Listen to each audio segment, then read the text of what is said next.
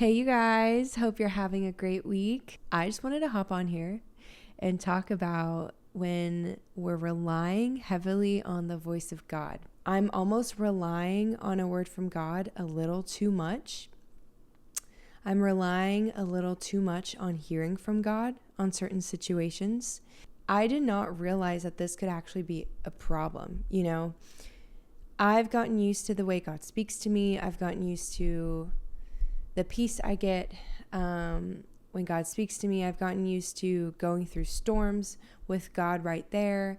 I've gotten used to enjoying really good moments with God right there. I think what he's doing right now is he is testing my faith. I would say in the past year, my faith has grown a lot in him. It's grown a lot because it's been challenged. It's been put through the fire. And so I started to get really comfortable and confident having God at every single moment of my life, holding my hand. And he is there the same way for you, whether you realize it or not. And he is holding your hand through things, and he is there, and everything that he's doing in your life has a greater purpose around it. So even if it's things that you're not really happy about, there's a greater purpose behind that. He's going to put you through so many tests. Where we could go wrong is that we might become too reliant on getting a word from God in a certain way, or expecting God to speak to us in a certain way, expecting God to speak immediately into a situation, a circumstance, expecting God to answer your prayers immediately or give you comfort of some sort in your way. God doing things doesn't make him God. God already is your comforter. He is your healer. He is your deliverer. God is all of those things. So he doesn't have to do it a certain way for him to be that in your life. So when you're abiding in God, he gives you the peace. He strengthens your faith. He corrects you and he speaks to you. And God, he's doing all of these things all the time. We're just not aware of it. In Job 33:14, it says, God speaks in one way and in two, though man does not perceive it. So if we become too attached to the way we know that God speaks to us, we can actually miss out on how he's actually speaking to us. Here's what's going on, right? I start getting really attached to the way God speaks to me because I find comfort in attaching to things. However, we are called to walk by faith, not by sight. And so the problem is, it's not our relationship with God and relying on God. That's all important. It's us putting God in a box and creating expectations for our God when really we serve him. We are not our own God. Remember that faith is what pleases God. So don't get too attached to how things should look like. Do not get too attached to how God will speak to you. Do not get attached to how certain things should play out based off of what God's been saying. A lot of times God, he will speak into a situation of what will happen. He could give you a word, but then not show you how. Okay, he could show you, hey, I actually have this career field for you, but in your current reality, you have no idea how you'll make it because you don't have the qualifications for it. But God showed you that that's what you're going to be. He shows you some kind of path. Or God asks you to take a certain job and you're waiting to feel comfortable to take that job. Even though you know God told you to take that job and trust him, you're waiting for that comfort to follow. So many times, God is just asking us to walk by faith. He will give us the peace after we make the decision. The peace follows. And even when we're being obedient to God, it's like stepping out in faith can feel scary, but we still feel supported. It's not an abandoned faith. You feel supported by God, but your flesh is fighting you. So it's going to feel uncomfortable. That's why we need to rely on God, the voice of God, making sure it aligns with scripture, being patient and not rushing into decision making, but not procrastinating what God is telling you to do. And God is so kind that when he does tell you, hey, this is what I have for you.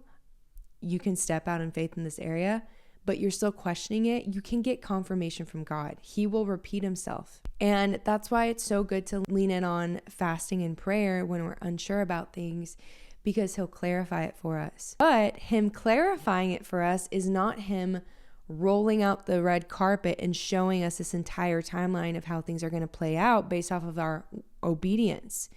A lot of times, God just wants your obedience because he wants your faith.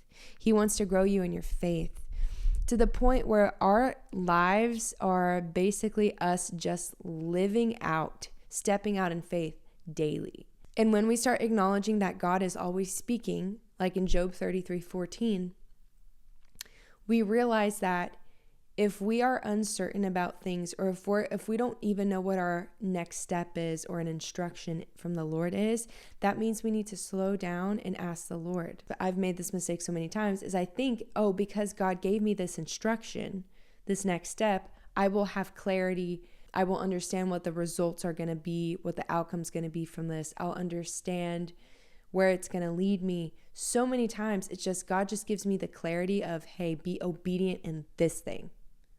This is what I'm asking of you. This is it. This is all I'm asking of you. Sometimes there are things that are so unrelated to, we can't even make it make sense in our own heads. And that's true obedience, is knowing what the Lord is asking of you and doing it anyways. When you're following the Lord, you're going to be praying. You're going to be in constant prayer, and you're going to be seeking out his voice, and you're going to be patient, and you're going to get confirmation from God. The problem is when you procrastinate for a longer period of time than you had to. That's when you're sitting in disobedience, okay? And so we need to learn that if we want to live a life filled with faith, things aren't going to make sense all the time, and we are going to have to face our fears, and we're going to have to sometimes embrace embarrassment and face the unknown and face obstacles, and things might get harder after you step out in faith. Our logical brain wants to make things make sense because God is good, and if he's asking me to do this, then things are going to work out for me. That's not always the case. Don't get me wrong. Everything that God is doing is intentional, and the plan that he has for you, he is working it all out for your good. It's part of his plan. But our human brains try to find a solution for everything and almost like immediate gratification from that action that we took or the decision that we're making. But God, he might not reveal its purpose till 5 years from now, 10 years from now. He might never, and that might have just been a test of faith.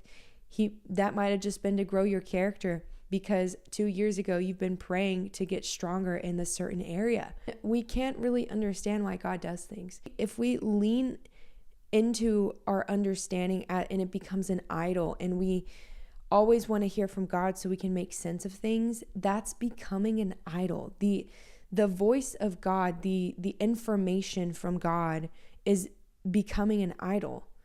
Your relationship with God is more important than what God does for you, than what God reveals to you. So that's a huge, huge lesson that is even refining more in my life, and I'm getting to see and experience living a life that is filled with faith and filled with the Spirit of God and filled with obedience and patience and prayer and waiting on the Lord and not going off of my own feelings and allowing God to confirm things in my life. And the longer you spend with God, the more you're just able to discern the voice of God, especially since if you're in your word every day, it just gets ingrained in your spirit of like, this is how God speaks. Deciphering between the voice of God and your own flesh and the enemy becomes so much easier in time. And so don't rush into anything and don't expect to know everything. A life with God is already worth it. He doesn't have to give you anything for it to be worth it. The relationship is the point. Being in God's presence and communing with him is the point. It's not anything we can do for him or he can do for us. He's already done everything for us. His mercy and grace is upon us. understand that we're not going to have all the answers. And even when God gives us answers, it's not the full picture. It's not going to give us what we think it will. And sometimes, God can show you exactly what's going to happen, what's going to come of it. But that's not a normal day-to-day life as a believer. We are called to step out in faith. In 2 Corinthians 5:7 it says, "For we walk by faith, not by sight." In Hebrews 11:6 it says, "And without faith, it is impossible to please him. For he who comes to God must believe that he is, and that he is a rewarder of those who seek him." Romans 10:17. Faith comes from hearing, and hearing through the word of Christ. John 20:29. Blessed are those who have not seen and yet have believed. Proverbs 3:5-6. Trust in the Lord with all your heart, and do not lean on your own understanding. I hope you guys are encouraged by this word. I hope you guys are blessed by this word. And I pray that you all have an amazing week. Let me know in the comments how this resonated with you. If this is something you're working through, if God is revealing the same thing to you. He is good in all the areas of our lives. I have said this to a few friends this week, and I've reminded myself, is if a situation in your life is not good currently, then God is not done. So stay encouraged, and I will see you in my next video. Bye, guys.